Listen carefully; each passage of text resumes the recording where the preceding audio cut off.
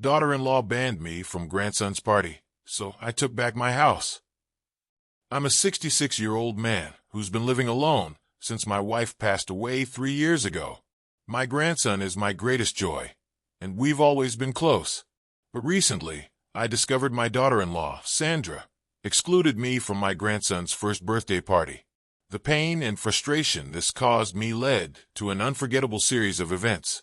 The first clue came from my friend, a neighbor of my son and Sandra. He casually mentioned that his granddaughter had received an invitation to a big birthday party for my grandson. I was confused because I hadn't received any invitation. At first, I told myself it was an oversight, but as days passed, my anxiety grew, and I decided to visit my grandson. When I arrived, Sandra was glued to her phone, ignoring her son as he played in the yard. I picked him up, cherishing the moment, but Sandra didn't say a word about the party. I couldn't shake the feeling that my exclusion was deliberate. Despite the hurt, I kept quiet. Later, I saw my son. His car was filled with decorations and supplies. When I asked him directly about the party, he stammered and lied, claiming it was just toys for the baby. Before he could finish, Sandra interrupted, snapping at me for wanting an invitation to a child's party. Her tone and disrespect infuriated me. I knew then that Sandra was behind my exclusion, and my son lacked the courage to stand up to her. My son's financial troubles were another layer of betrayal. A month earlier, he'd borrowed money, supposedly for his car payments.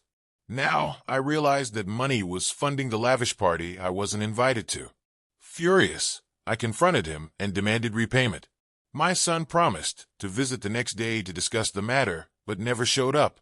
On the day of the party, my son called, asking me to babysit my grandson while Sandra picked up her parents from the airport. Hearing this, I was livid. Sandra's parents, living states away, were flown in as guests, yet I, living a block away, wasn't welcome. Nevertheless, I rushed over to care for my grandson. While babysitting, Sandra called, furious to hear my voice. She demanded I leave immediately, claiming I smelled like grease from my workshop and didn't want her parents to see me. Humiliated, I made a decision. I called my workers, had the locks changed, packed up their belongings, and left everything on the front porch. When Sandra arrived, I handed her the baby and walked away without a word. Sandra's reaction was as expected, hysterical. She called repeatedly, left voice messages, and showed up demanding an explanation.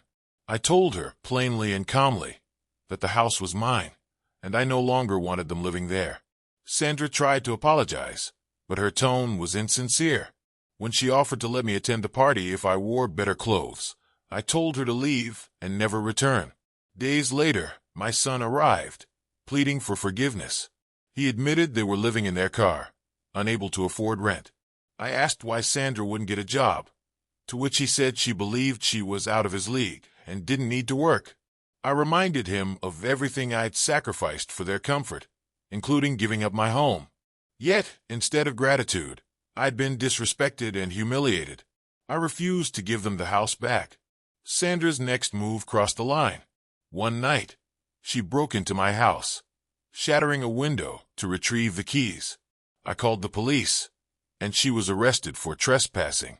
The following morning, my son arrived, yelling that their son couldn't be without his mother, and asked if I'd care for him while he sorted things out. I refused, considering reporting them to Child Protective Services. Sandra's father later arrived to help her out of jail, but upon learning the full story, he was furious with her and cut all ties. This was the last straw for me. I contacted CPS, and my grandson was placed in my care temporarily.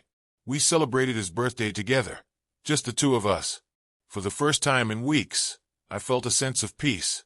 Sandra and my son may never forgive me, and I accept that. My actions might seem harsh, but they were necessary. I've learned that self-respect is non-negotiable, even if it means being labeled the grumpy old man. For now, I'll cherish the time I have with my grandson and focus on building a life where I'm treated with the dignity I deserve.